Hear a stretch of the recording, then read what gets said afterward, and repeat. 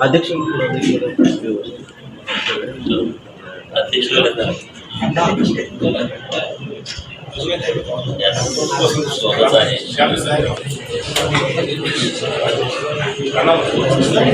नगराध्यक्ष म्हणून आमचे मिसेस काम करत असताना सत्तेत असताना काही कामं झाली.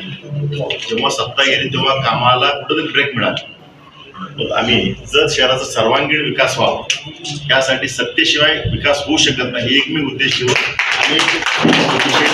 आम्ही काम करण्याचे निर्णय घेतलेले आहे. भारतीय जनता पार्टीसाठी अत्यंत आनंदाची घटना आहे. जत शहराचा आणि जत तालुक्याचा सर्वांगीण परिपूर्ण विकास व्हावा अशी जत तालुक्यातील तमाम जनतेची भावना आहे. परंतु जिल्ह्यामध्ये दोन गट आहेत. एक प्रस्थापित व्यवस्था आहे, एक विस्थापित व्यवस्था आहे.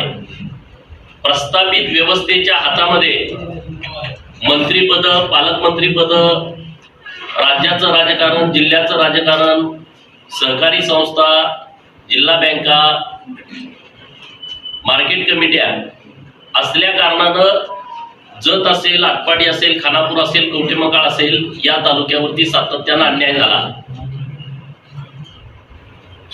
आपल्या तालुक्यातले नेते हे प्रस्थापित व्यवस्थेच्या नेतृत्वाखाली काम करत असल्यामुळं सातत्यानं या तालुक्यावरती दुजाभाव झाला. ज्यांच्या हातामध्ये निधी वाटप आहे त्यांनी सर्वप्रथम त्यांच्या मतदारसंघाचा विचार केला, त्यांच्या शहराचा विचार केला, त्यांच्या गावखेड्यांचा कार्यकर्त्यांचा विचार केला. परंतु दुष्काळी पट्ट्यामध्ये असणाऱ्या तालुक्यांचा ज्या ताकदीनं विचार करणं अपेक्षित होतं त्या ताकदीनं विचार केला नाही.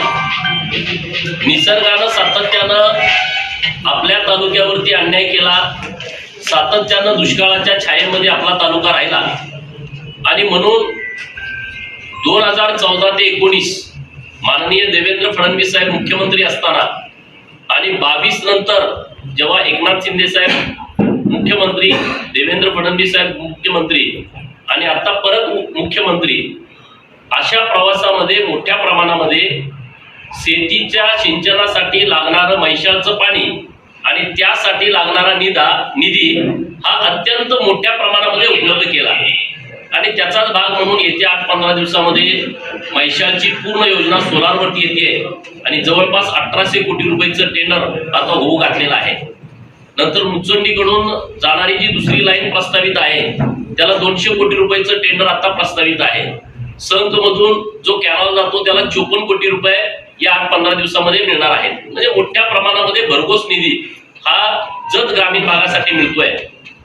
जत शहर हे कर्नाटक पासून जवळच असल्यामुळं एक मोठी बाजारपेठ आपल्या जत शहरामध्ये आहे आणि आजूबाजूच्या परिसरातून मोठ्या प्रमाणामध्ये जत मध्ये रहिवास क्षेत्र वाढलेलं आहे आणि या क्षेत्रामध्ये जे काम आता भारतीय जनता पार्टीच्या माध्यमातून सुरू आहे त्या कामाला प्रभावित होऊन माननीय नरेंद्र मोदी साहेब, देवेंद्र फडणवीस साहेब आणि भारतीय जनता पार्टी या विचाराला सपोर्ट करायची भूमिका या शहराचे माजी नगराध्यक्ष म्हणून ज्यांनी काम केलेलं आहे त्या बन्नेनवर ताई आणि त्यांचे मिस्टर माननीय अशोक बन्नेनवर साहेब यांनी आज भारतीय जनता पार्टी सोबत काम करण्याचा निर्णय घेतला. त्याबद्दल मी भारतीय जनता पार्टीच्या वतीनं त्यांचं मनापासून आभार व्यक्त करतो. भारतीय जनता पार्टीमध्ये त्यांचं स्वागत करतो. त्यांच्या अनुभवाचा, त्यांच्या रिलेशनचा खूप मोठा फायदा हा भारतीय जनता पार्टीला होणार आहे.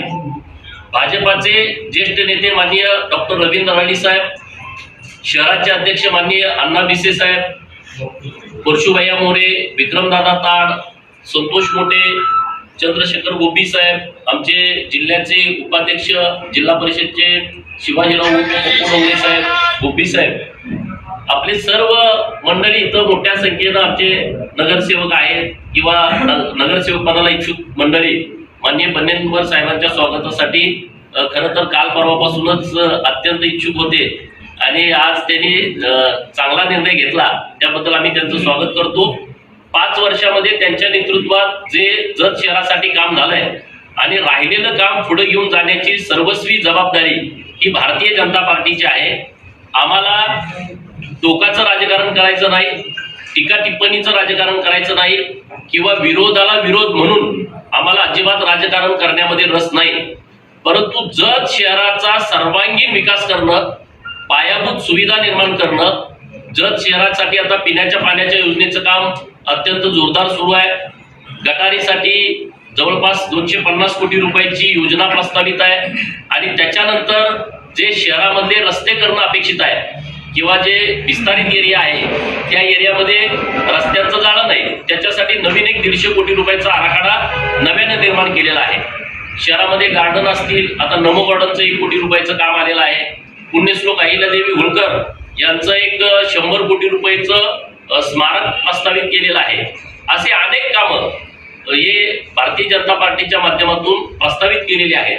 परंतु आता नगरपंचायतची निवडणूक होते, नगराध्यक्ष, उपनगराध्यक्ष आणि सर्व नगरसेवक कसे निवडून येतील यासाठी आमचा प्रयत्न आहे आणि त्यामध्ये आता 12 हत्तीचं बळ माननीय बन्नेरकर साहेबांच्या भारतीय जनता पार्टीच्या प्रवेशामुळे झालेलं आहे. कालपर्यंतची शहराची गणितं वेगळी होती आणि आता या क्षणापासून शहराची गणितं पूर्णपणे बदललेली असणार. आणखी लोक मोठ्या प्रमाणात संपर्कात आहेत. बन्नेरकर साहेबांच्या मुळे काही लोक भारतीय जनता पार्टीमध्ये येणार आहेत आणि त्यांची खूप मोठी साथ ही भारतीय जनता पार्टीला लागणार आहे. तर शहरातल्या अन्य पार्टीमध्ये काम करत असणाऱ्या तरुण मित्रांना माझी नम्रतेची विनंती आहे की जत शहरासाठी तुम्ही आमच्या सोबत या. तुम्हाला आमचं पटत असेल नसेल, आमच्या वैयक्तिक तुमचा आमच्यावरती राग असेल, परंतु शहराच्या डेव्हलपमेंटच्या दृष्टिकोनातून तुम्ही आमच्या सोबत असावं आमची अशी अपेक्षा आहे. जर नगराध्यक्ष पदावरती भारतीय जनता पार्टीचा उमेदवार तुम्ही निवडून दिला तर मोठ्या प्रमाणामध्ये आम्ही 1 वर्षाच्या आतमध्ये शहरातली कामं करून देऊ हा शब्द आपल्या माध्यमातून जत शहरातल्या कामांना